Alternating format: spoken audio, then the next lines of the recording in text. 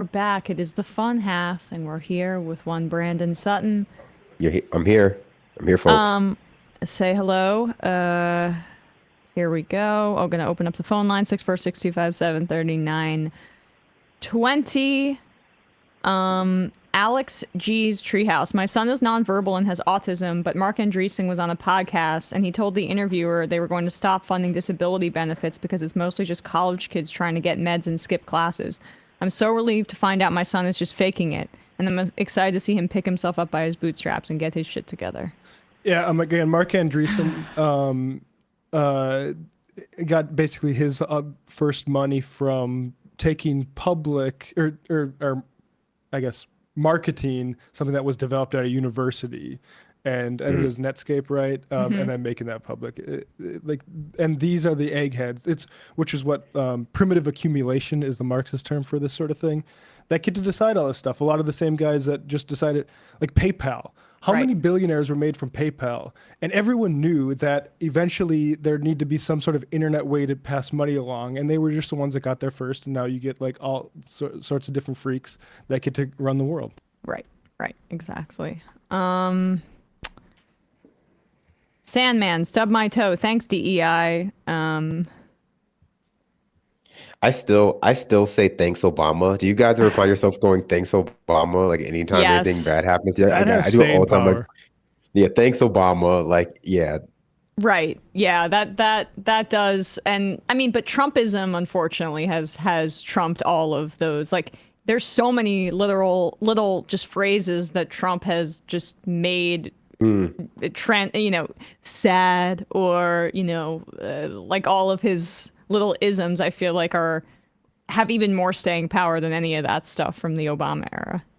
I think Trump's like character traits, like his like personality traits, like are more bombastic, but some of like the best like conservative memes came out of the Obama administration. Like 'cause that's when they were first dipping their toes into being like, deeply insane.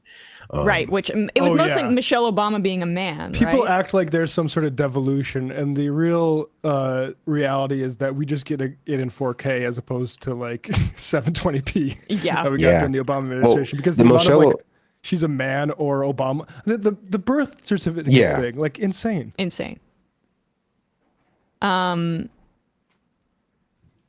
Dick Cheney as Brad said, I think we need to tie a lot of the current immigration policy back to Obama, starting with Homan. Obama gave him the Presidential Rank Award in 2015. I did not even know that. I mean, Homan just talks like a guy that's like a freaking Gestapo.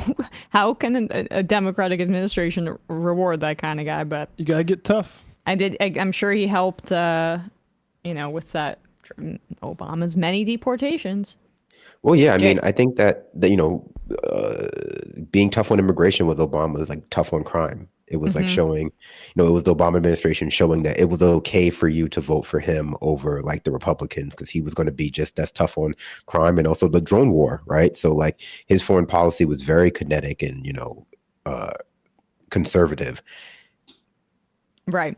I also think the rivalrous way. I think I think there is a rise in nativism. I don't think it's necessary. Like I think the sentiment was going pro-immigrant actually in the past year or so. But to the extent there's more anti-immigrant sentiment now than there was in 2008, 2009, it's because we haven't done anything to address the fundamental inequality in this country, and mobility is getting worse and worse, and the rich people are getting richer and richer. So you're basically turning the temperature up on all this stuff, and we're going to see until we address things like rent prices and how indebted people are. I think we're going to see more and more of these pathologies, whether it's misogyny, whether it's racism, nativism, get worse and worse. I mean, liberalism is on its, on death's door essentially. The alternative has not. The Republicans have very aggressively and effectively presented their alternative vision for the country and for the world. And liberals are unable to do that because they're a coalition of everybody that's just like not the fascists. And Well, and also some fascists too. fair. Zionist. I mean, Biden did just is a liberal and also It's a did big just do tent. genocide. So it's a big tent. It's a big tent because there's a lot of clowns in it. So. Yeah.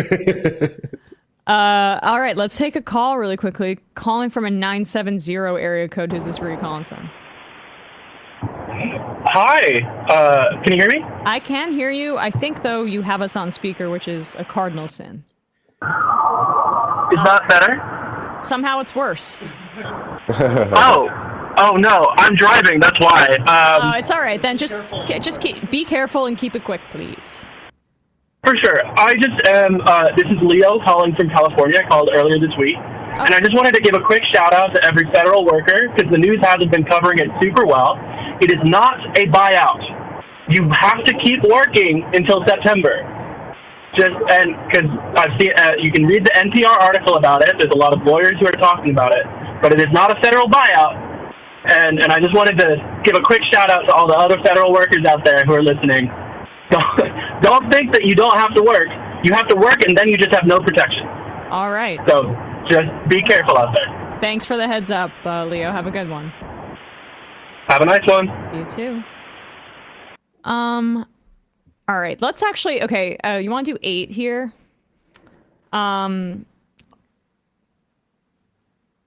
So Donald Trump has announced, and he did this after signing the Laken-Riley Act, which allows for police and other law enforcement to essentially detain and deport people who are here and don't have permanent citizenship if they're charged with a crime, not convicted, charged. And it also empowers state attorneys general to essentially subvert the federal government if they want to and engage in some of like the deportation activities as well. Although I don't know if that's going to really be a problem for them with the Trump administration, and they're going to be working with them in lockstep. So when he signed this law, Trump basically announced that he wants to detain and hold up to 30,000 immigrants at Guantanamo Bay, which, for people that may not remember the Bush administration, that was the site of torture, horrific, inhumane treatment, sexual assault, waterboarding, forced feeding. The people that were detained there, most of them were innocent. There were only 7 convictions, and at its peak, Guantanamo in like 2003 was housing nearly 700 basically Muslim people in the midst of our war on terror. One of the most important books for Americans to read, in my opinion, which reads like a real world 1984, is Mohamedou Ould Salahi's Guantanamo Diaries, which was, I think, originally released in redacted form. I think some of the redactions might have been removed now. But it is worth picking up if you want a backstory on one person who was tortured for no reason. It's one of the worst crimes that we've ever committed in the past, 30 years, essentially. And Trump is working overtime to recategorize immigrants as criminals by definition, basically. Anybody and non-white immigrants in particular. So here's Pete Hegseth, who served at Guantanamo Bay. Pet Hegseth. Yeah, here's Pig Hegseth. Oh, wait, whatever. Here's the abuser of women, according to his mother, Pete Hegseth, talking about their plans at Guantanamo Bay. Who knows a little bit about Guantanamo. He was stationed there. Secretary of Defense Flex on him. Pete Hegseth. How you doing, Secretary? Hey, Jesse, good. How are you? Very good. So we actually can accommodate 30,000 criminal migrants at Gitmo? Absolutely, we can. And we can plus that up very rapidly. As you mentioned, I served there. I know exactly the places where this would happen. Guantanamo has long been a place for migrants. In fact, in the 90s, tens of thousands of Haitian and Cuban migrants staged there as part of a crisis. We have an even bigger crisis on our hands right now. It was mentioned, 7,500 violent illegals have been captured by ICE in the last 9 days. God bless them. Where do you move them? I'll tell you what, no one's going to be waiting on the Defense Department. We're going to lean forward. We've made sure that we staging on the border to protect it, that we've got gray tails, which are known as military aircraft, to help mass deportations. And Guantanamo Bay, Jesse, is a perfect spot. We don't want illegal criminals in the United States, not a minute longer than they have to be. Move them off to Guantanamo Bay where they can be safely maintained until they are deported to their final location, their country of origin, where they are headed. So we feel great about this plan. We know we can execute it, and the Defense Department's prepared to do everything we can. We just laud DHS and ICE for what they've done, and we're coming alongside them to make sure we protect the American people. Is the Defense Department ready for? That's it. Yeah. Why is the Defense Department involved? Well, I mean, I guess it's because Guantanamo Bay is involved, but that presents a whole other series of deeply troubling questions about the role of the United States military in this effort to put 30,000 immigrants that they're claiming are criminals without evidence into a mass camp on Guantanamo Bay, which has a history of abuse and shadowy behavior. To put it mildly, Amnesty International called it a gulag. That's when he says 1994, he is right. Bill Clinton did previously use that Guantanamo base, and that's separate from the maximum security prison. There's another part of the base that has areas where you can theoretically house migrants, and Clinton had used it to process Haitian and Cuban refugees and asylum seekers. But he was accused of human rights violations at the time then too. And apparently those facilities have been basically kind of like in disrepair for a while. So the idea that these conditions would be anything but inhumane is very far-fetched to me. Yeah, big giant torture camp. And of course, Bill Clinton blames his election loss in 1980 on an escape of people from the Mariel boat lift in Cuba. People can read about that. It embarrassed him. But this is like a larger...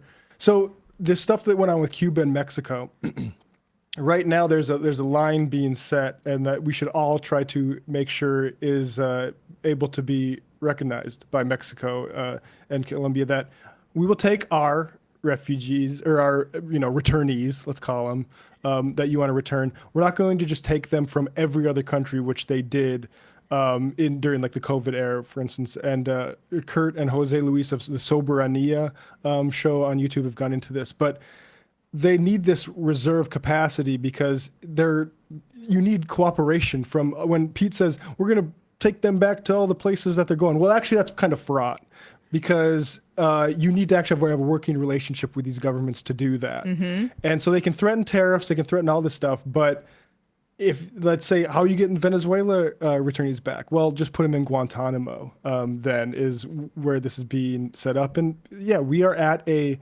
concentration camp logic. I don't think it was too alarmist to say it in the first administration. I think that was a precursor to what we're seeing now. Yep. And, I remember Trump taking a shot at Bukele in El Salvador during the RNC. I don't know if people remember that. But it seemed weird because Bukele is a big giant fascist who's locking everybody up. But it seems to me that was probably about getting Bukele to accept some of these removals as well. No, I mean, just to echo what Matt is saying, I think it's clear that they're looking to create more and more categories for people in America to be inherently criminalized, and then for that inherent criminalization to eventually lead to the label of terrorism. And when someone's labeled a terrorist, they are, forfeit of their civil and human rights, and we get to torture them. That's why you hear, the inherent criminalization of immigrants becoming all about MS-13. MS-13 and other cartels are being put on the state-sponsored terrorism list or the terrorist list in general. And, it's so that we have a better justification for stripping away the rights of not just undocumented immigrants in America, but also just like people who resemble undocumented immigrants, which, spoiler alert, is everybody. Everyone in America could look like an undocumented immigrant. We racialize the conversation to be about immigrants from South America. But as I mentioned on my stream and everywhere I go, like every so often they do a dragnet in Boston and they capture a ton of Irish immigrants here who are here without documentation. They do the same to undocumented people from East Eastern Europe and also from Canada. And if you don't think you look like a Eastern European or an Irish person or like a Canadian, you're lying to yourself. Like, this is just like the way we talk about immigration is geared towards getting people to think that they're the exception. That, even undocumented people who support Trump or Latino people who support Trump imagine that there's going to be an easy visual cue between them and other Latino Right. people or the undocumented people. And that's not even true if you're not Latino. That's what we saw with the Haitian immigrant moral panic that they tried to start in Ohio. And it's just going to continue to spiral out of control. They were successful at that, by the way. Mm-hmm. And I headlined this earlier, but Trump is removing the temporary protected status for 600,000 Venezuelan migrants who were here under the same program that those Haitian immigrants were in Ohio. And he's going to attempt to deport all of those folks. And we saw the profiling of some of these Haitian immigrants who just said, I was fleeing violence. I was a doctor back home. Now I'm doing this kind of work, X, Y, and Z. These are the folks he wants to throw in Guantanamo Bay. These are folks are called criminals. Criminals. And there's no evidence. And I'm really disgusted, honestly, by the media, because I keep waiting for the press to ask these questions about the evidence that they have that these immigrants are criminals. Because from what I'm seeing, like, I see a lot of news outlets just running with it. Oh, they're going after the criminals. No, that's what Obama did. And it was already pretty aggressive in his deportation policy. He deported many, many, many people. More than Trump. But like the Venezuelan thing too, Trump tried to do a coup in Venezuela back when he was president. And destroyed their oil industry. Destabilized the country. A lot of those immigrants came to the United States because they were fearful of their lives under temporary protected status. And you know what Trump is doing in return? Trying to classify them as criminals, such intense criminals, such violent criminals, that it would justify putting them in our most infamous torture facility, Guantanamo Bay. That is on purpose. And calling it an invasion after it's actually a result of our regime change efforts. Yeah. Well, I mean, since you mentioned Obama there, I also have to mention that, one of the reasons Obama's 2008 campaign was so successful and then ultimately people became disenchanted with him was because he ran on closing Guantanamo Bay. Because, during the Bush administration, we became privy as Americans to all types of torture being conducted in the name of the war on terror, not just at Guantanamo, but also Abu Ghraib, prison at one of our black sites in the Middle East. And, it kind of just got buried. Like, it became too politically costly, apparently, to close Guantanamo Bay. So, I mean, I think it's just a good example of how oftentimes, even when the Democrats aren't actively contributing to the problem, they leave all the pieces around to do more work. They just leave them all around. Yeah. This is the actual deep state, not what's been sort of branded sort of like, I don't know, post office workers and people at the NIH. This is the Guantanamo was like a key example of like, why can't our transformational president who came in with a giant mandate close this thing? Yep. Yeah, well, I remember that. I mean, I remember that being one of the canaries in the coal mine. And then, of course, the healthcare debacle in the early parts of the Obama administration where it's like, oh, this is not going to be what it could have been. I mean, this is one of the reasons why, like, liberalism is in crisis, not to harp on the Democrats as the Republicans are getting geared up to do, like, human rights violations. But it is, like, a bipartisan problem in the sense that, ultimately, they've been selling themselves. They've been selling all their compromises to the American people, to American voters on this idea like, okay, well, we're moving to the right because we're trying to ensure that Republicans don't win. Okay, they won, but we're, going to continue to work with them so that we can show that we're not just being obstructionists and so people don't hate us even more. And when they get in power, they're supposedly always waiting for the right moment to use all of this political cachet they've been, developing by being more conservative in pursuit, at least that they say they've been developing. And it's always not the right moment to use it. We don't want to use it on healthcare because something bigger will come. We don't want to use it on the climate, something bigger will come. And I mean, I think ultimately that was just a lie. And we're seeing that now because they have no political capital to get anything done. It was all just an excuse to avoid having people like constantly nag them, I guess, to follow through on their promises that they would be saving it for like the big problem. And then we see Trump is the big problem and they can't do anything about it. Yeah. Yep. Well said. Gonna bring in Binder here. Oh, cool. Oh, well, there he goes. We have him. There he is. Oh. Hello. Perfect. I'm out. Oh. Hello, Matt How Binder. y'all doing? Nice of you to show I didn't even up. know you guys started. I didn't even know you Yeah. guys started. Sorry, Bradley's on office today. Yeah. I am. Oh, that's why. That's why. Oh. I was like, oh, I mean, did our stream break or something like that? Binder, what's happening on your shows? Sure. So did an episode of Scam Economy last night. The stream is up. The podcast will be going up as soon as we finish up here. And then we're back in action. Scam Economy is back. Very nice. Scameconomy.com and youtube.com/MattBinder. All right. Sounds good. We will take another call and then we'll figure out what clip we'll play next. Brandon, do you want to reconnect? I think we can get a better connection from you. Okay. Okay. Yeah, while you do that, we'll read some IMs and take a call. Scary Mountain Wizard. I always remember how Obama nonchalantly says, well, we tortured some folks as if it was another story. That was meant to be a big revelation. Yeah. An admission. That's pretty much all we got. Yeah. No accountability. Do you think that paved the way for the lack of accountability that Donald Trump faced? And like, I don't know if accountability is even the right, like you have to use these things to create a better world that you want. And closing the giant concentration camp we're having on an island that we have under imperial subjugation for half a century would have been a good start to it. It would have been, but the institutions matter more than the results is really how I would We got to save the banks. Succinctly describe the Obama administration. Steve Yank, regarding the lady yesterday crying about losing her benefits, I want everybody to get their services, but asking who did you vote for is fine. Maybe they will understand elections matter. Left is best. No. And I am sorry if you thought she was a Trump voter. If you assumed that, what were you basing it off of? Say it. Say the reason you thought that woman was a Trump voter. It was because she was poor. It's because she's a poor white woman. Yeah. That's fucking disgusting to me. I think that's the same video. You are that the I've problem, seen. Yeah. actually, that I want to address more than the people not voting the correct way. It's gross to me. It's really, really sick. And anybody who assumed she was a Republican, I think, needs to worry. Like, this is the problem with the majority, is we have a huge range of folks from different circumstances. And the people that are more comfortable aren't really comfortable being in a majority with people like that. And it's pretty goddamn clear. It's sick to me. Well, I agree with you, and I don't agree with that in the sense of just like the woman. I think we're referring to the same video, that woman who was crying because of a snap. Yeah, so I saw that too. Yeah, that's the wrong way to go about this, and it's really, I think, a perspective that doesn't necessarily connect with like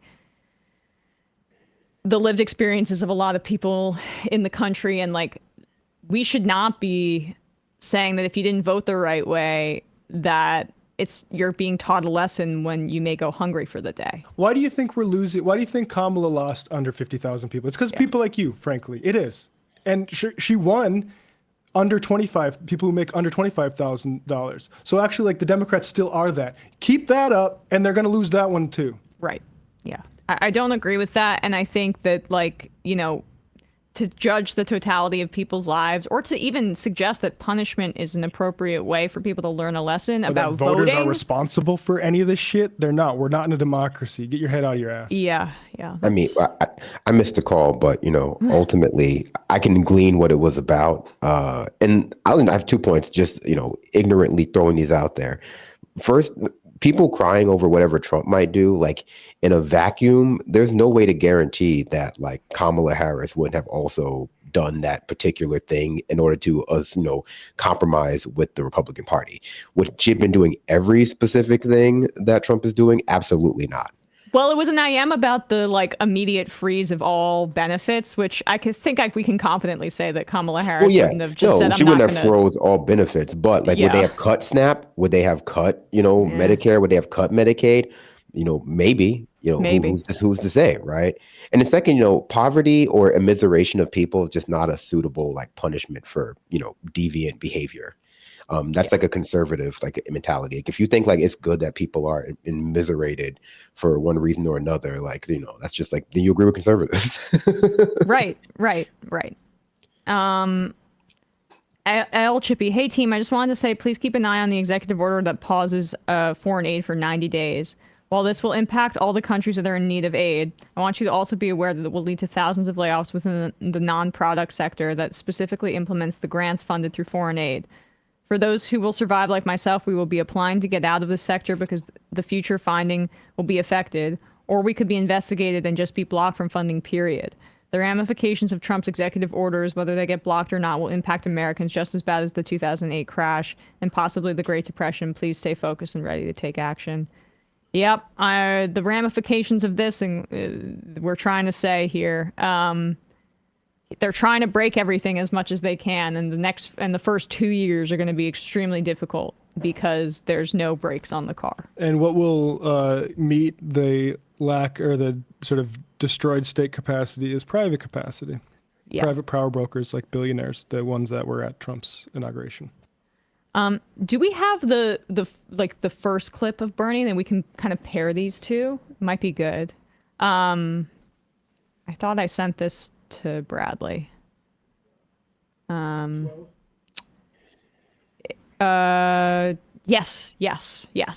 I think we could pair these two, right, Matt? You think? So we'll get to calls after this clip, but before I didn't want to forget about this. So yesterday, RFK Jr.'s confirmation hearings happened, and they were like the Democrats actually, thankfully, were very aggressive with him because it's extremely dangerous. I mean, this man is a lunatic, and Health and Human Services is no joke. So he's an aristocrat that thinks America is too unhealthy to insure. Yeah. Wow. Sounds like you two are addicted to seed oils. I know. I need my fix. Shooting up sunflower seed oil, you know. I mean, he's okay with maybe needles for some things, perhaps just to get his muscles to be like gargantuan and bloated, and that weird red thing that's always in his undertone, the undertone of his skin. I mean, not to be too shallow here, but I know he doesn't believe in sunscreen. He really looks like a catcher's mitt. His face is just so leathery. It's like, dude, just at least wear a hat. At least wear a hat. If there's any sign that Americans are unhealthy, it's that so many people idolize the way RFK Jr. looks. Right. Like he's clearly pin and test. I personally think that and this is going to sound incredibly rude because it is. I think his skin reminds me of, remember when Lady Gaga wore that meat dress to the to that award show? Of course I do.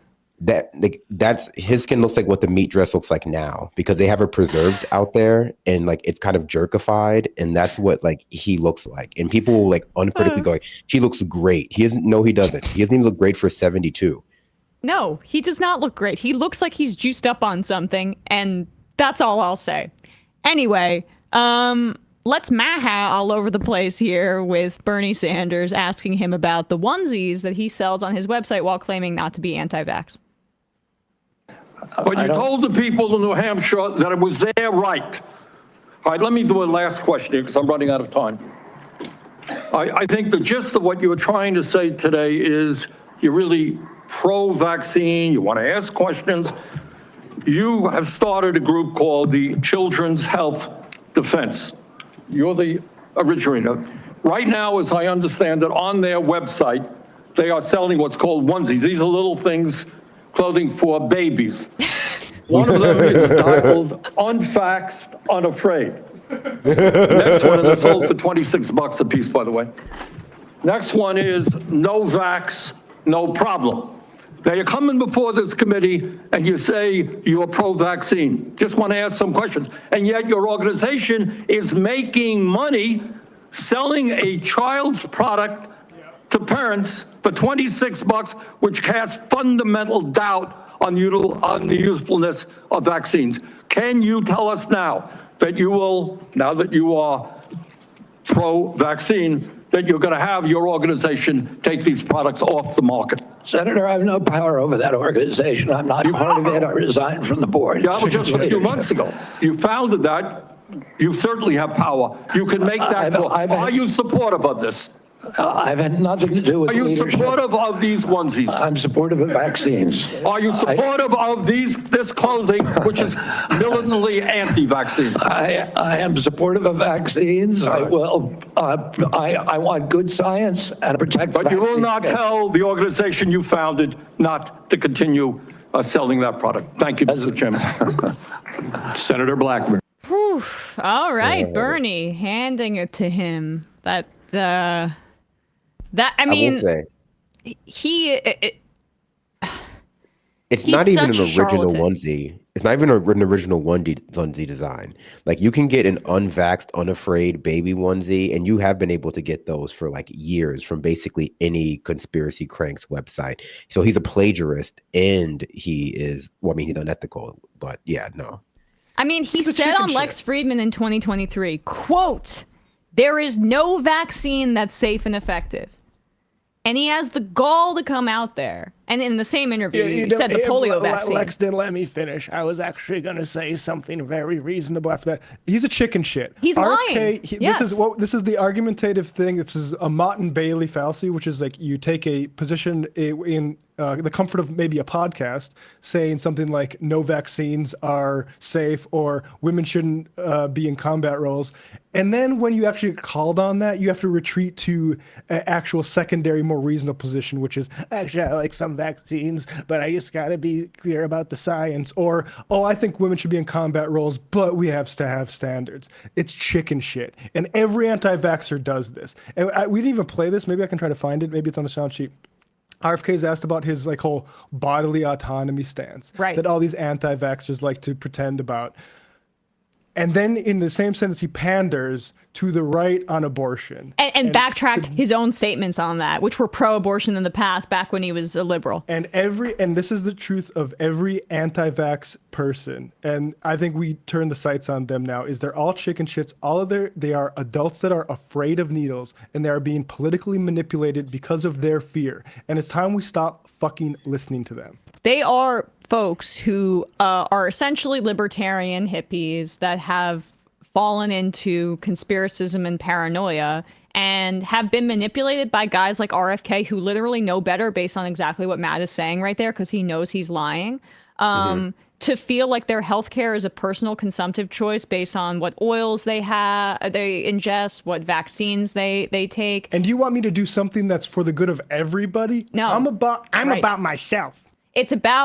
It's libertarianism. It is personalized healthcare, and a rich guy like RFK, you can put, chicken feet into a blender and drink it, or, go falconing like he's some, it's literally like, he reminds me of that. I mean, I know he hasn't killed anybody, but like, what's that movie with the DuPont? I don't know that. I don't know that. Well, the Samoa thing, we could get to that maybe later, but. Oh, I thought you meant like he hunts people for sport. I kind of assumed that's what you meant. Well, I was thinking he's like that DuPont guy from the movie that Dangerous Game? That Channing Tatum starred in, and Steve Carell played him. It was like an Oscar nominee back in the day. The wrestling team, Foxhound or whatever it's called. But he was a rich like DuPont heir that had all these like very specialized interests that only a very like wealthy, overeducated, but insulated person could have. And that's how I feel about RFK. But can we play that confrontation with him and Bernie? So I guess this happened off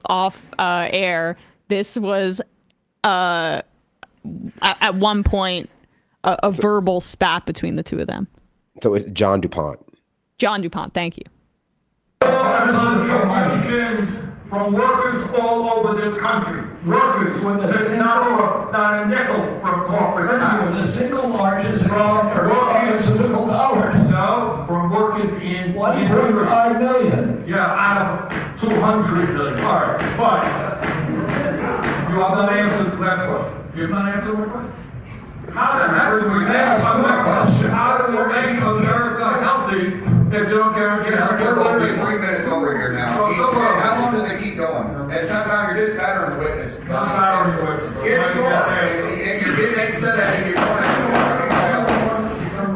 going. So this is today. This just happened. This is a part of this. He's 2 days of hearings. Okay. So that's him accusing Bernie Sanders of being in the pocket of the pharmaceutical lobby. I have got news for you. besides the health insurance industry, the second industry that would probably be most oppositional to a Medicare for all system, which Bernie Sanders ran on twice, would be the pharmaceutical industry. And also alternative medicine. Yeah. Yes. Exactly. All the people selling you supplements and all this stuff that Mahat, and I know whatever, I'm doing the Amanda Show thing. I don't care. It's funny to me. That they're appealing to is like it's about just being hucksters and selling more products to people instead of what Bernie's vision of healthcare is. Medicare for all. He said it there. Medicare for all, which is everybody having access to it and then being empowered over it, not in like what supplement you're going to purchase from some shady website, but the fact that you can go to the hospital and not worry about getting bankrupt, the fact that you can afford your insulin medication, that your child can go to the dentist for free.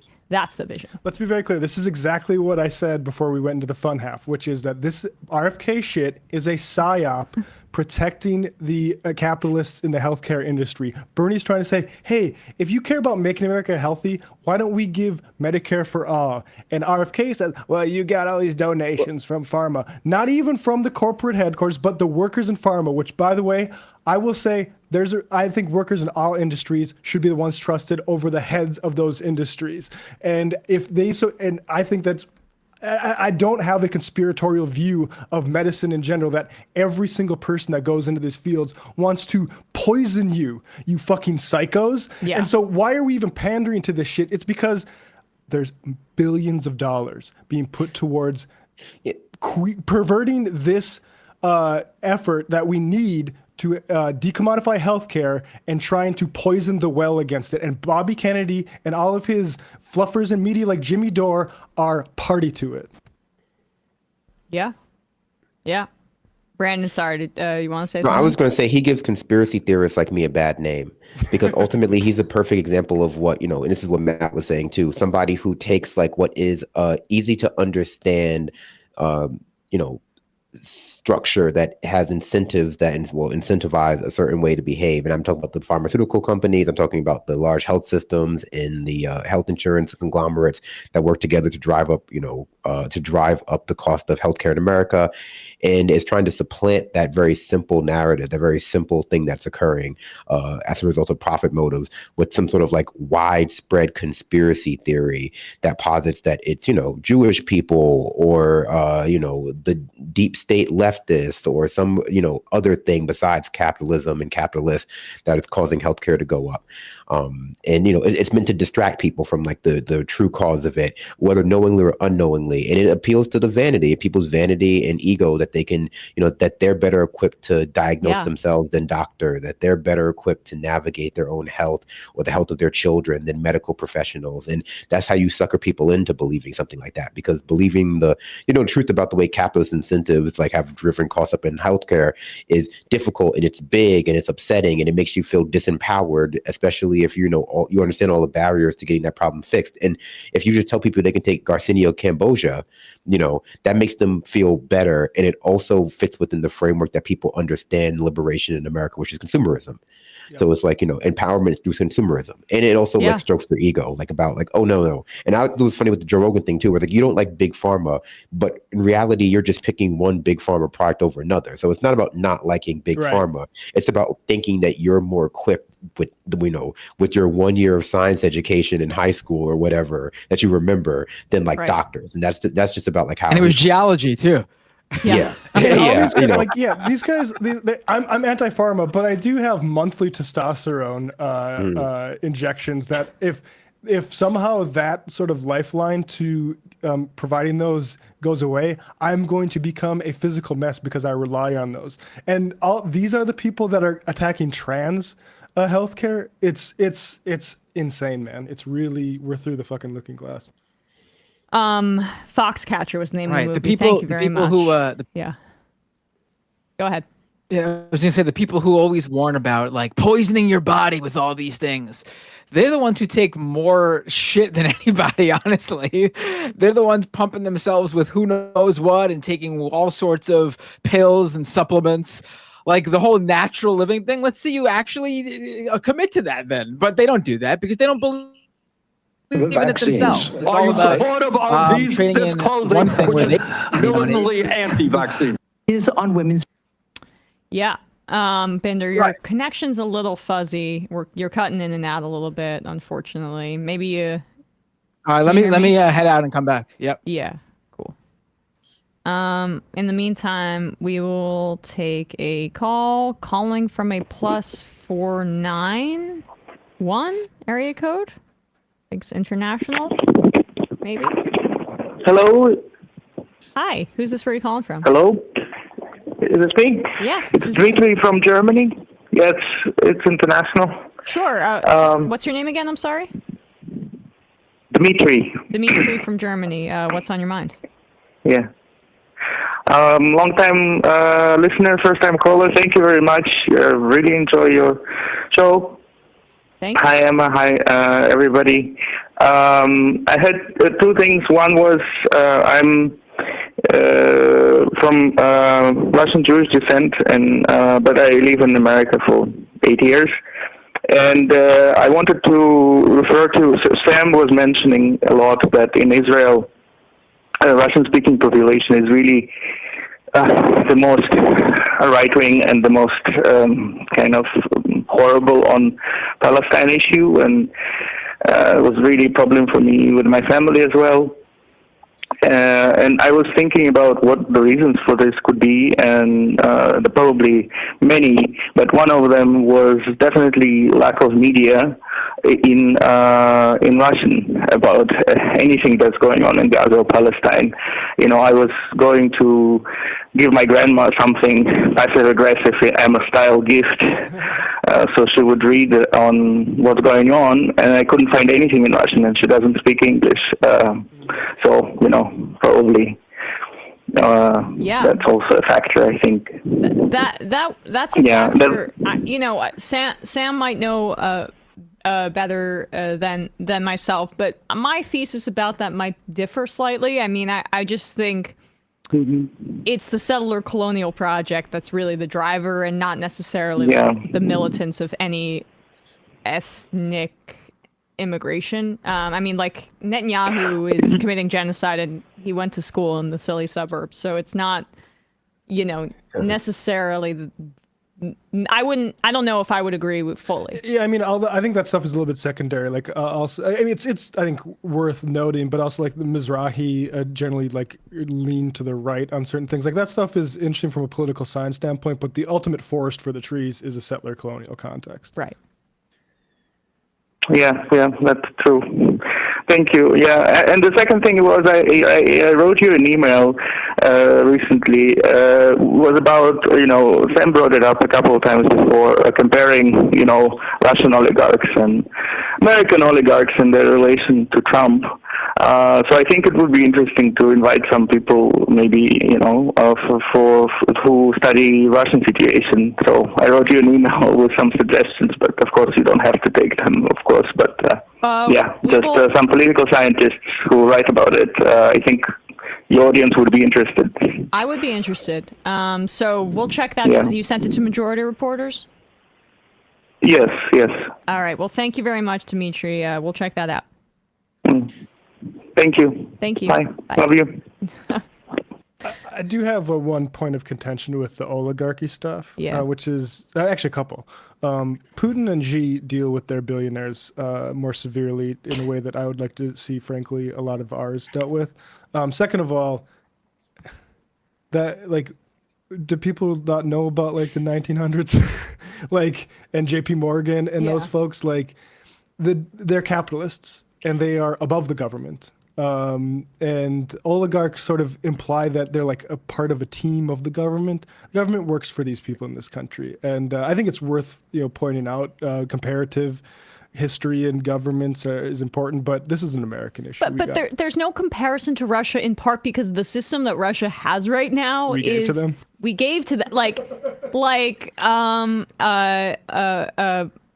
Boris before Putin. Yeltsin. Yeltsin. My brain is not working today. I mean, that was like, he started off that level of authoritarianism and the like influx of capital and cronyism, and then Putin took hold, and he's not let go of power ever since. And that was in part due to like our influence. Read the shock doctrine. Turns out what the USSR needed wasn't neoliberal capitalism. Right. Who would have thought? So like I even to compare, when in many ways by defeating the Soviet Union in the Cold War, like in many ways we created the system of, or at least incentivized the system of like cronyism in Russia. I just don't necessarily, I would agree with you, Matt, that it's not the right comparison, because our government and our billionaires have more power than either of the parties we'd be comparing them to. So, welcome back, Binder. Is it working now? Am I good? Loud and clear. Seems like it's better. Looks a lot clearer, I think. Perfect. You wanted to do this, Matt? Yeah, this is that abortion section that I mentioned earlier. So, RFK Jr.'s hearings yesterday. He's testifying today as well, the separate hearing. But this was an important part where he had to reckon with his past as a liberal who once supported evil, dirty abortion. 18 months ago. Yeah. But now he's pandering to the Republicans, so he's got to pretend that he's changed his mind on that front. And I guess this is Senator Maggie Hassan questioning him on that. Completely false. Now, let's go to something we agree upon. I am really heartened to see that one area where we agree on is on women's reproductive freedom. In your own words, it's not the government's place to tell people what to do with their bodies. You said that, correct? Yeah. Mr. Kennedy, in 2023, you came to New Hampshire and said, quote, I'm pro-choice. I don't think the government has any business telling people what they can or cannot do with their body. So you said that, right? Yes. Yep. But you also said we need to trust the women to make that choice because I don't trust government to make any choices. You said that too, right? Yes. It is remarkable that you have such a long record of fighting for women's reproductive freedom, and really great that my Republican colleagues are so open to voting for a pro-choice HHS secretary. So, Mr. Kennedy, I'm confused. You have clearly stated in the past that bodily autonomy is one of your core values. The question is, do you stand for that value or not? When was it that you decided to sell out the values you've had your whole life in order to be given power by President Trump? Senator, I agree with President Trump that every abortion is a tragedy, that we can't be a moral authority in this country. Right, so, but that isn't what you said back in New Hampshire in 2023. My question is exactly when did you decide to sell out your life's work and values to get this position? Senator, I agree with President Trump that every abortion is a tragedy. So what you're telling us, just to be clear, because my time is limited, is that regardless of what you believe, regardless of what values you have, if President Trump tells you to do something, you're going to do it. You said just now the discussion about mifepristone. Oh, he's asked me to study the safety of it. Here are the safety studies that tell us mifepristone is safe and effective. And I asked Mr. Chair that these about 40 studies be admitted to the record by unanimous consent. There you go. That's good. I mean, she's appealing to like the MAGA audience there, but all Trump wanted to hear is like, oh, you said you'll do whatever I want you to because you need this power. Okay, fine. But it'll be interesting to see if, like, does Mitch McConnell have this sway? I think this is really what it's going to come down to, because McConnell voted against Hegseth, right? So they needed 4 Republicans to defect, and only 3 did. The 2 usual suspects, Collins and Murkowski, voted against Hegseth, and then McConnell joined because he's leaving power soon, and John Thune has taken over as Senate Majority Leader. His pick, right? So, like, there still is within the Republican Senate, Senate old boys club, the respect for their old guy, McConnell. And McConnell had contracted polio back in the day. It affected his health. he's very opposed to RFK Jr. So does he sway anybody? Does this abortion question sway anybody? I mean, God, I hope so. Like, RFK's legitimately insane. And the letter that we read the other day that his cousin wrote, Caroline, about how he's replaced his addictions in the past with his addiction to fame and attention and validation from this crowd seems apt. I mean, I think he's also lost his mind to a certain degree with all of whatever he's injecting into himself. Have you seen Grey Gardens?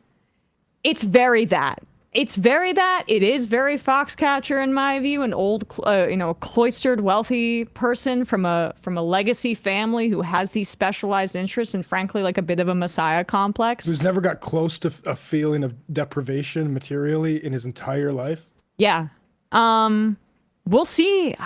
But like the only ones that seem to be Hegseth passed with everything we knew, the no experience, the sexual assault allegations, the police report, the drinking, the horrible budgetary management of the small organizations he worked with. It didn't matter. So we'll see. I mean, I think they're all getting through, but it needs to be pointed out to people that these are all sellouts. RFK, people like and people are really tuning in more now than I think they were in the campaign. And a lot of the, I think, normie appeal of this Republican ticket was because of RFK saying we need to get healthier and blah, blah, blah, this and that. His solutions for this are exactly in the wrong direction. It's not we need to regulate food more. It's we need to get rid of these deregulations. That's the Trump thing. He's not going to get rid of seed oils. Trump just hired a seed oil lobbyist to run a department. It's not to insure everybody. He thinks that's going to be too expensive because y'all are too sick. You're eating too many seed oils. This is this is RFK. It's libertarianism. Yeah. It's libertarianism. I've heard. Yeah. I've overheard parents at some of the extracurricular activities my kids are involved with, because parents are going to talk about what their kids eat. I've heard them say, like, for example, just overhearing conversation. Well, we'll see what that RFK guy does coming in to take care of this, like talking about like school lunches and food and things like that. Yep. Because I don't know what I honestly don't know what people sort of expect. It's like, they're feeding their kid, McDonald's for lunch or dinner every day, and then they're complaining about the ingredients that McDonald's needs to use to like give them exactly what they want. Like the reason, like, and used. Yeah, like the reason your kid might be unhealthy is because you're eating unhealthy. It has nothing to do with the actual specific but thing like poisoning your makes child. Sense. That anxiety makes sense. Everybody's freaked out about their child's health care, but I would think primarily the fear is from the fact that healthcare is precarious on the most basic level. It's already like you have to jump through a million hoops to get your kid to the doctor. Say you don't have a job and maybe you don't meet the Medicaid income, like poverty essentially threshold. You're out of luck in a lot of parts of the country. I think that breeds that anxiety, right? Where they never there's. Go ahead. I mean, I get that anxiety. Obviously, we get that anxiety. But the fact of the matter is, like, RFK Jr.'s magic pill to like change the ingredients in your like fast food is not what's going to make you healthier. Like, that's not the core issue here. Just to Emma's which he's not even going to do. Period. Like, that's not something he can do either. Yeah, no, that's one other thing. Like the Make America Healthy Again agenda being part of the Trump administration is perhaps the least likely thing to be, done. I'm usually very forgiving when it comes to like people getting tricked by Trump or like, falling into the pattern of believing Trump's lies. But like, if you believe Trump is going to do anything about McDonald's, I don't know. Come on. I mean, that's like saying like the Pope is going to denounce Christ. I mean, Donald Trump may not love anything more than he loves a Big Mac. If you're an American Catholic, you maybe already believe the Pope has denounced Christ. But I just, to, your point too, Emma, about previously, Americans are alienated from healthcare in their own bodies in so many different ways. Like the historical eugenics programs that have led to like distrust in various communities, people of color, the fact that health insurance is mediated through your job. And so a lot of people live in a very precarious situation when it comes to have access to doctors, which means they don't develop a healthy relationship with doctors. Like how many people have their own GP nowadays? How many people actually have somebody who they go to regularly who has like an unbroken record of their health, right? As opposed to like going to the critical or urgent care in your neighborhood where like, you meet a new doctor every time to get antibiotics for whatever you need them for. And then also like nutrition education in America is terrible. Like no one knows anything about nutrition unless you specialize it in America. Even honestly, your GP might not know a lot about nutrition if he hasn't like taken any specialization in it. And so it's very easy for people to like want someone to come in and just tell them what's healthy, tell them what's, tell me what's healthy. Like they want shortcuts. And it's just about a top-down reimagining of our healthcare system that is, really is what this requires. And that's not what he's pushing. He's pushing on like, giving everyone an essential oil diffuser. Yeah. And fear. Like the idea that you would defer to bodily autonomy, okay, philosopher, on vaccines, when actually there's a social imperative that requires vaccinating people so that that's outside of the individual level that even George Washington understood, and Ben Franklin had to learn about after one of his kids died because he was an anti-vaxxer. That comparing that and then also saying, well, I don't know about abortion. Right. I don't know about women's I don't know about any of that stuff. I don't know about that. But I do know about the people who follow me because they are afraid of needles above any sort of understanding of the world besides that. And you know what? And you mentioned earlier, RFK won't stand on business. He went to American Samoa and trafficked in this anti-vax shit. People ended up getting killed, children. And he said, well, don't look at me. It's chicken shit. Right. Yeah, that was another part, I think, of the questioning the other day. I forget who questioned him about that. It might have been Warren or it might have been Bennett. I forget. But I think there's an anxiety if you're living paycheck to paycheck, or say you've temporarily experienced some like financial hardship, even if you're not in that same place. When you think about things like healthcare and balancing all of that, and half of our country lives paycheck to paycheck. So you can just take that half and then think about the constant state of anxiety that they are in about major life decisions, about saving, and then if a crisis like a health scare comes up. And for me, that's all you need to know about this phenomenon with Maha and RFK. It is like, any other exploitative scam, exploiting taking a weakness in society and misdirecting people's fears and anxieties towards the thing that benefits X. And in his instance, it's his career and the onesies that he's selling and the supplements that these other freaks are selling and the alternative medicine business. Yep. It also helps that like this kind of thing like that he's doing here, it's like I said, you said, it's facilitated by people being alienated from their healthcare and they develop like coping mechanisms, but it's also not the kind of thing that actually like troubles big pharma. Like, big pharma is not worried about you and your kids not being vaccinated because, ultimately does it hit them on the bottom line? A little bit sometimes, but like if enough of you do it and suffer backlash, you'll get vaccinated next time is what they would feel about it. They'll go like, once it stops working, then you'll come back. Like it's not, or you won't, but like you'll be a cautionary tale. So like he's not harming big pharma by getting a bunch of people to give their kids measles, because eventually, like if you have another kid, like you'll get that kid vaccinated. Like the big pharma will, their bottom line won't be impacted at all. Yeah. Big Pharma loves these guys being their foils because they were pressured under a state emergency to develop technology that they probably developed earlier. But they developed it over the course of a very quick time. Thank you, Trump, for warp speed. Even though it should have been owned by the government. That's exactly the point. And so this should be a giant, again, like partnership with the private, but the pressure to make these sorts of things public and spread them around the world is muted because these idiots that are saying it's actually a poison that's causing people to die suddenly for no reason are taking up all the air.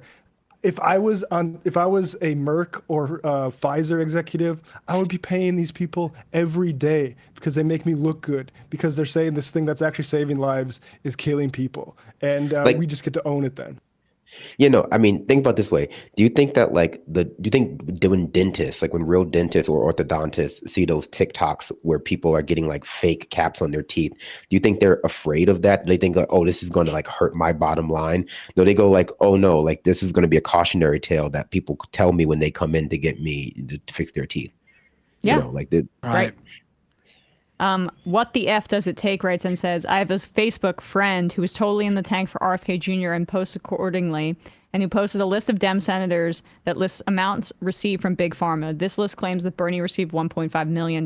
No idea where this list comes from. Matt just alluded to it. Yeah, smart people who work in pharma, like any workers, support Bernie. It's because it's just Trump supporters going to open secrets and seeing like the total of perhaps pharmaceutical workers that have donated to Bernie Sanders over a period of time, and that's categorized as the same as if Merck was just giving him 1.5 mil. Bernie also got the highest dollar amount from the military, meaning soldiers, right? It's not coming from DARPA. It's coming from guys who are veterans. Maybe it is coming from DARPA.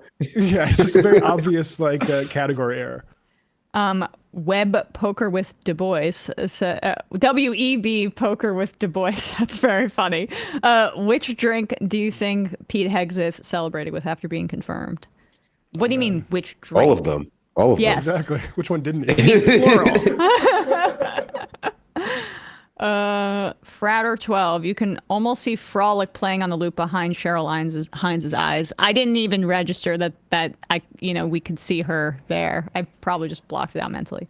I mean, anyone trying to give into that idea that like she thinks any differently than him, or she is just ridiculous at this point. I'm sorry. There's a whole I love women. I'm a feminist, but this is, I don't know why I'm even, I don't even know why I'm saying it, but there are I'm discovering that there are women that are like really into the Kennedys, like really into them. And I think she's one of them. Like there are women that like really, really love the Kennedys and like, or get off on like the name. I don't know. It's almost like American royalty to them. Yeah, that's exactly what it is. And I think that's what Cheryl Hines is into. Yeah. But certainly not anyone under like 40, right? Like that has to be like an older person thing. Like, and I think that's because I remember when people were saying that, oh, like Kennedy's coming into the Democratic primary, he's going to give Biden a hard time. And I was like, what are you talking about? No one cares about the Kennedys anymore unless you live in unless you live in New England and you have to worry about them hunting you with a crossbow from their golf court. Like who cares? No one cares about them. That's such like a pundit kind of like thing to say. It really is politics nerd. Like in 2020s saying the Kennedys, like they lost the sauce like 30 years ago. No, but I thought what you were saying. But I think there's a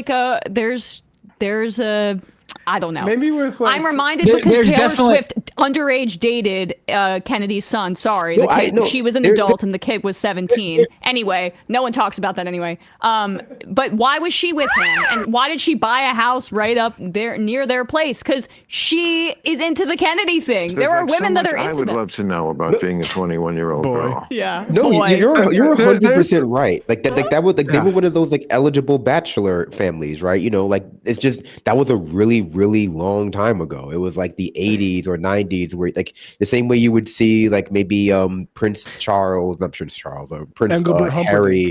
Yeah, like Prince Harry or Prince William, or like a tabloid back before they were married, and go like, oh, most eligible bachelors in Britain, and people be swooning over them. That was the Kennedys, but like, yeah, that was such a long time ago. I mean, I can't believe. I don't think anyone's like, oh, there are some people, but no, there are white. I think it's white women in wealthy suburbs on the East Coast. White, yep. And I also think his last name gives it sort of like this air of like, oh, why can't he be the health person? Like he's a Kennedy. Like he's not gonna.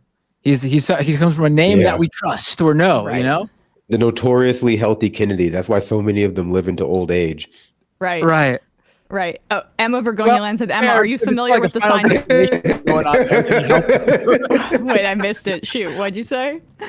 I said, to be fair, it's more like a Final Destination curse going on there than any sort of health issue. Oh my God, yes. Emma Vergognaland says, Emma, are you familiar with the Seinfeld episode The Wager? Elaine Bennis was one of those women. Of course. Yes, of course. That's one of the most famous Seinfeld episodes. Chicago leather carrier. Oh, yeah, that's saying the same thing. DSA Josh, I just Googled it, and in 2019, ABC News reported that Bernie Sanders accepted donations from pharmaceutical executives.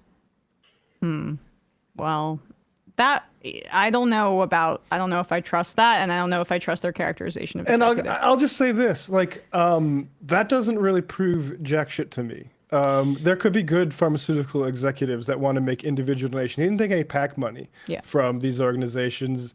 So yeah, I think kind of irrelevant, even if that is true. It seems like a type of thing that a legacy media organization might emphasize to try to undercut the actual policy that Bernie Sanders promotes, that would undercut an industry that pays for a lot of advertisements for legacy media. Bullprog says Tulsi pulled the same chicken shit stuff when questioned on her support of Snowden this morning. We'll pull that for tomorrow. Wait, she's running away from Snowden? Yes, that's what they're upset at. I mean, this is the thing that might actually sink her, is the Assad stuff and the fact that she had the correct position about pardoning Snowden. Yeah.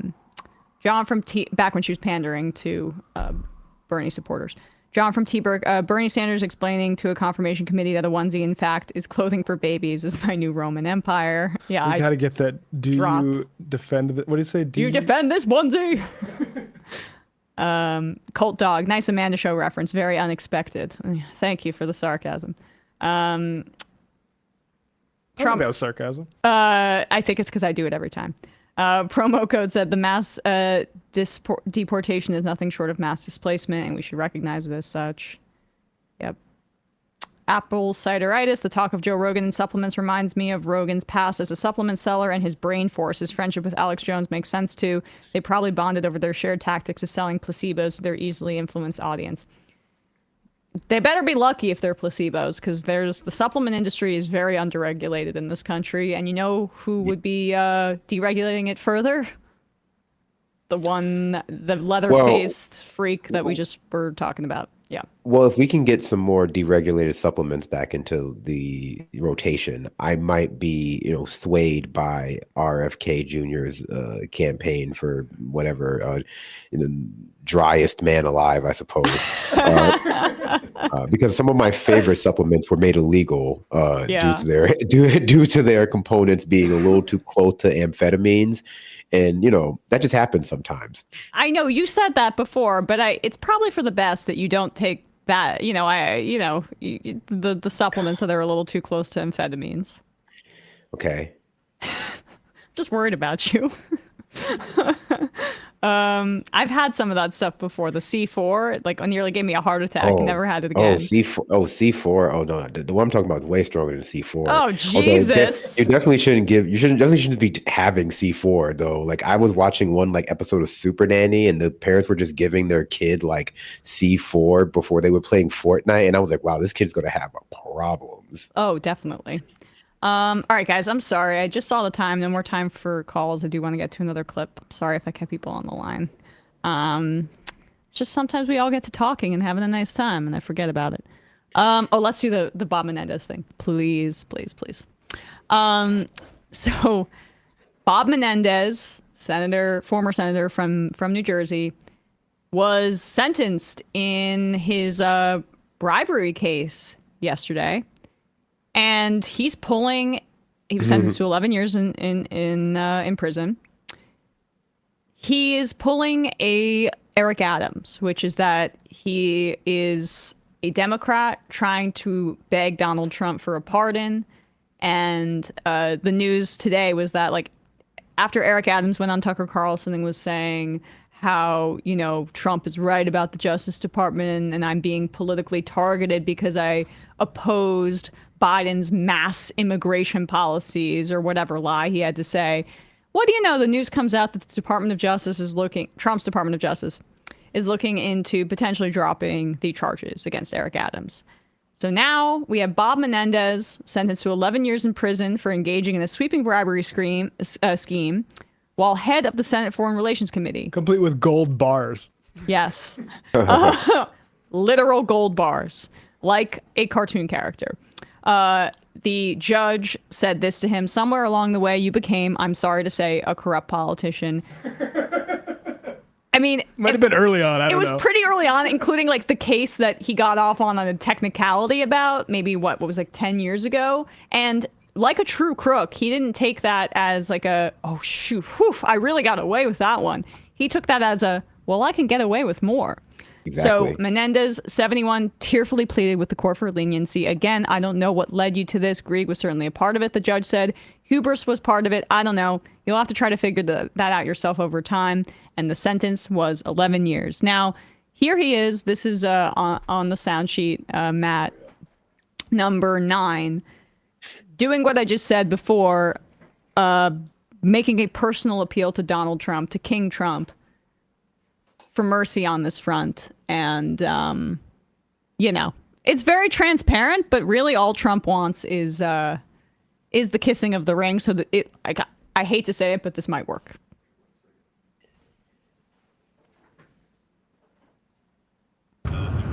Welcome to the Southern District of New York, the Wild West of political prosecutions. President Trump is right. This process is political and it's corrupted to the core. I hope President Trump cleans up the cesspool and restores the integrity to the system. Are you going to ask for a pardon? Oh, like, does anyone buy this? Does it matter? Is Trump trying to send a message by, like, will he pardon him? I don't know. But I just think it's incredible how brazen this is, both from him and Adams. I think Adams feels like, well, yeah, I mean, I think Adams feels like he has that like New York City, like relationship with Trump. Like they're both from New York. They can both like, you know, speak the language, you know, forget about it and stuff like that. Dollar slices of pizza, you know, apples. Right. Anyway, Menendez so like is from across the river. I guess Trump doesn't. Not the same thing. Oh, not the same thing. Trump did have some casinos down in Atlantic City at one time. But I guess it's. I know. You don't need to trigger my inferiority New Jersey complex. I get it. I think the connection is more like Mayor Adams has a talent for connecting with real estate developers, whether it's accepting money bribes from a Turkish real estate developer or accepting a pardon bribe from the president of the United States real estate developer who over the bribes he accepted from the Turkish real estate developer. I mean, he just really knows how to give real estate what they want in return for something that he wants. Yes.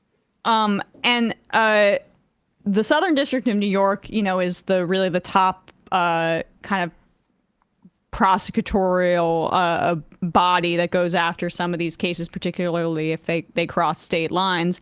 And what's interesting is that the word is that Trump is going to try to essentially replace the person at the top of the head of the Southern District, and also might like reverse previous policies where all the lawyers hired underneath them were supposed to be nonpartisan.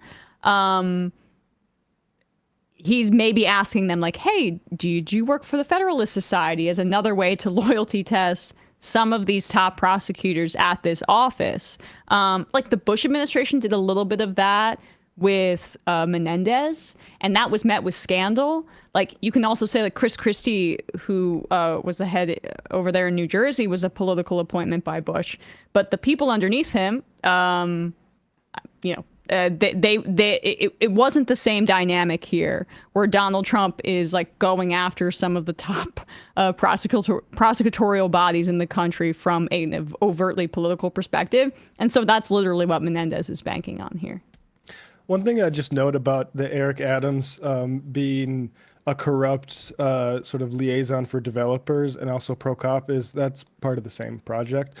I've been in the back of a police car one time since I've been in New York. That was because I went into a construction site to use a porta potty, and the cops arrested me for public urination, which is exactly what I wasn't doing. Yeah, right. And I got a citation for that. But they literally told me while I was in the back of the car that we're patrolling this area because it was that waterfront area of Williamsburg that is being heavily developed at that moment. So they are doing nothing. So that is where the priorities of cops are set, which is places that are being developed. And anybody who's undesirable in those places is going to get removed. It's not about any sort of generic public safety, how those resources are spent. And I've said this before, but a Michael Brooks show before the Michael Brooks show, we used to do Two Dope Boys, the podcast. We had a guest on there who was like a club promoter who, after a show once, off mic, told us about his plans in New Jersey to start a development. And I don't think he knew the politics of like Michael and Phil. And he said, we are going to have the cops do security on that and basically clear anybody out in preparation as those buildings are being put up. Mass incarceration as a prelude for development. It's the same thing. Yep. Yeah, it really is. And the thing about Menendez, too, is like this was when we're talking about Middle Eastern policy, like he took gold bars from people connected to the government of Egypt.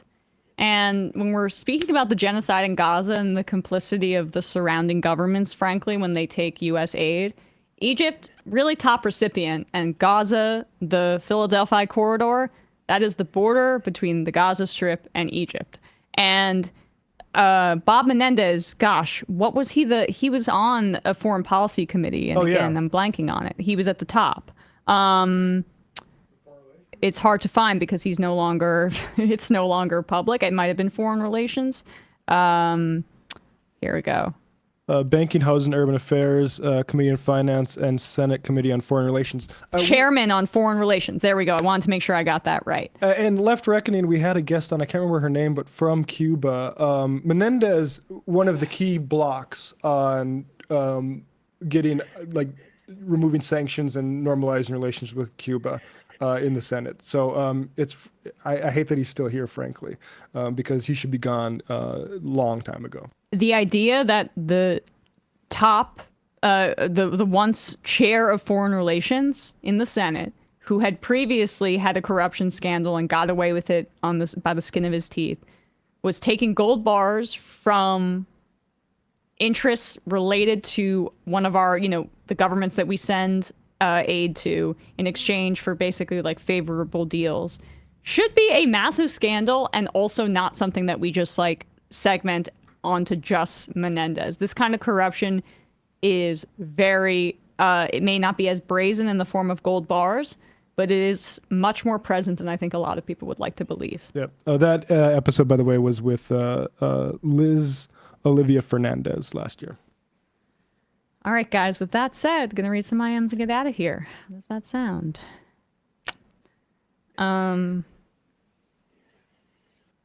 Goose says, if poverty leads to crime, why are all these rich people committing crimes then? Checkmate leftists.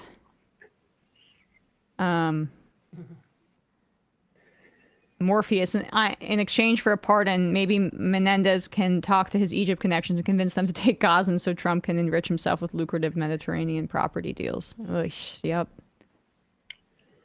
Andrew, I work at NIH. You have no idea how crazy and confusing it is around here. Well, maybe call in, Andrew. We'd like to hear. Seed Oil Guzzler says, RFK Jr.'s skin reminds me of Bill Burr's joke about white people not discovering lotion. You do realize you can use lotion other places besides your dick, right? Don't remember that joke. lotion's not really the problem. It's the lack of sunscreen. That's the issue. Rob from Dedham, Joe Kennedy III, RFK Jr.'s nephew, was a primary away from the Senate in 2020 and is only 44. Hate to break it to y'all, but I think he's going to keep running for things, and we're going to have to deal with our Hyannis sport export for a bit longer. He's the one who said that it's actually concerning that we're decriminalizing marijuana because it's one of the reasons cops used to stop people. Just right. Oh, yeah, I remember that guy. That was one of the rare victories we had that Markey staved that freak off. Right? Yep. Markey ran to the left to beat him. Yep. God, that's 2022? Or 2018? It was an off year, but I forget. Maybe it was more recent, I forget.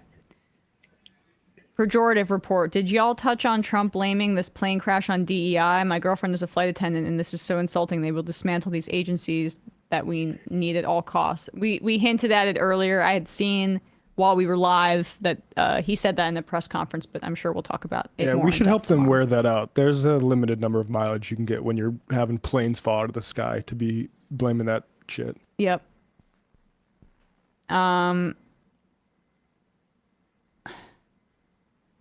Theo, it is like Nazis, like the way they talk about like Jewish science and all this other stuff. It's the same sort of thing.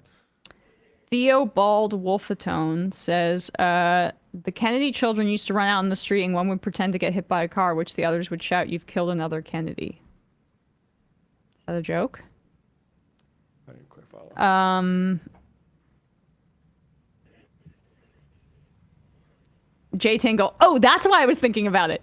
Taylor Swift bought a mansion at Watch Hill, Rhode Island to be around one of the Kennedys. Also, don't forget Olivia Nuzzi.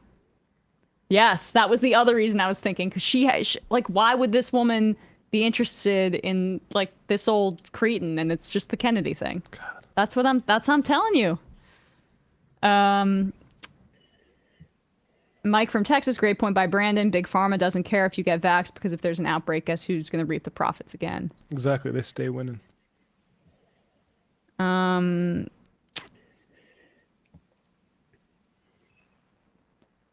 Brooklyn Sue, Ted Kennedy was the closest we had to Bernie in the Senate back in the day. One of the better Kennedys, even though he also had his own scandal. Who was? Ted Kennedy. Yeah, I don't have much time for Ted. Three more. Theo Bald, Wolftone, RFK Jr. is the only person whose voice would be improved by smoking. Chipster and Worcester, the only good interaction I've had with a cop was when our campus security officer let me and a few other people know that they were told to start patrolling when the regular smoke spot where the regular smoke spot was, and we should spread the news to find somewhere else. That is very nice.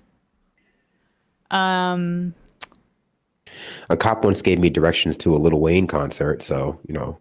That's nice. Yeah. I once asked for a cop for directions around Bryant Park, and he told me to get lost. Yeah. My funny cop story is that the first time I got in trouble with the cops, only twice, and there was one for underage drinking, one for smoking pot. The underage drinking one was there were four of us at a concert, and we all got caught with like Coronas, just like really not much.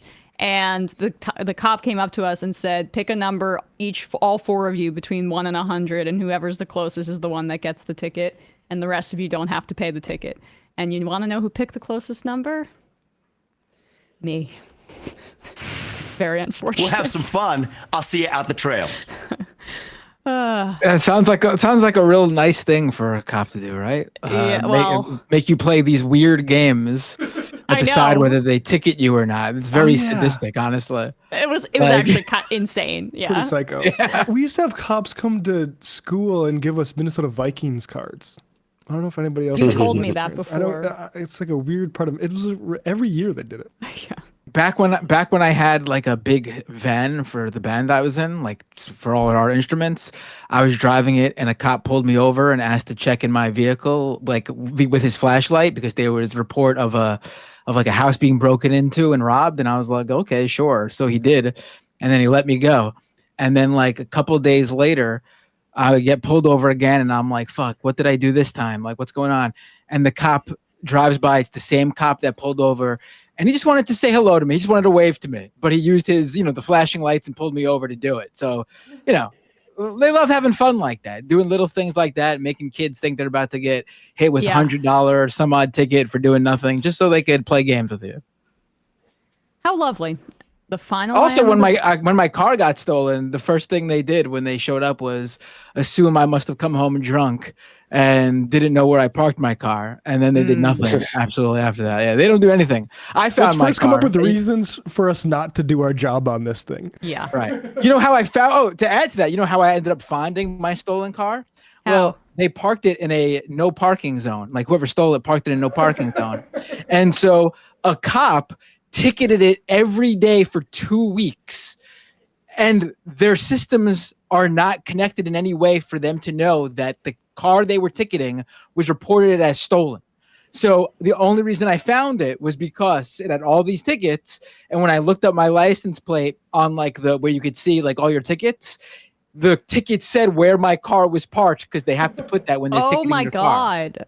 Yeah. Wow. Incredible police work. I can't believe that. Right. It must Give them billions of more dollars so they have a greater budget than most militaries on Earth. Love it. That's a crazy story.